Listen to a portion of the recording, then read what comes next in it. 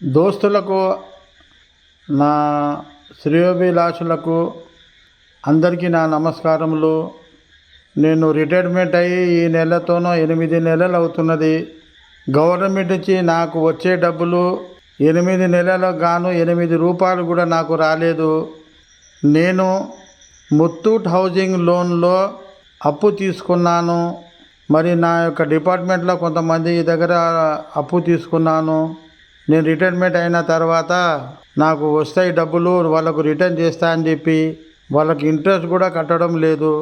వచ్చే పెన్షన్ కూడా దాంట్లో కూడా ఐటీ కట్ అయ్యి ఇల్లు సంసారానికి కట్టడమే బతకడానికే సరిపోతుంది. 8 నెలలకు గాను 8 పైసలు రాని ఎడల నాకు గవర్నమెంట్ నుంచి ఆశ వదులుకొని ఇక పరమాత్మనికి కలిసిపోవాలని ఒకటే మార్గం ఉంది.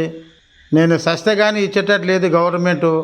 ఎవరికి అడిగినా కానీ ఈ కుబేరు అంటున్నారు. మరి లక్ష్మీదేవి ఇవ్వాలన్నా ఏం చేయాలి?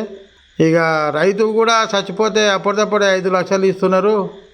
ఇక నేను సస్తే లోన్ మాఫ్ అయిపోతుంది, కొంతమంది టైం ఇస్తారు నా కొడుకుకి అని చెప్పి లాస్ట్కి అదే మార్గం ఎన్నుకుంటున్నాను.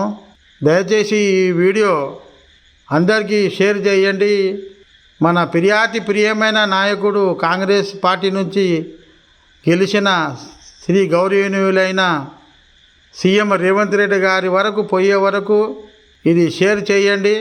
ప్రతి ఒక్కరూ మాట్లాడుతున్నారు కానీ గవర్నమెంట్ సర్వెంట్ల గురించి కానీ గవర్నమెంట్ సర్వెంట్ల ఈ రిటైర్మెంట్ అయిన వాళ్ళ దిక్కు నుంచి కానీ ఏమి కూడా మాట్లాడడం లేదు.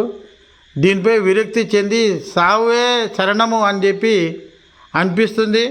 మంది ఫోన్లు చేసి ఎత్తకుండా ఉంటే ఇంటికాడికి వచ్చిపోతున్నారు. ఇంటికాడి వచ్చి నేను వేరే ఊర్లలో దాక్కొని తిరుగుతున్నా. ఈ పరిస్థితి వచ్చింది నాకు. ఎక్కడ తోయాక వీడియో చేసిన కాబట్టి నేను చనిపోతే నా కొడుకు పైసలు ఇస్తేనేమో తీసుకోండి, లేకపోతే నన్ను క్షమించండి అని అందరికీ 2 చేతులు జోడించి దండం పెట్టుకుంటున్నాను. నమస్కారములు అందరికీ.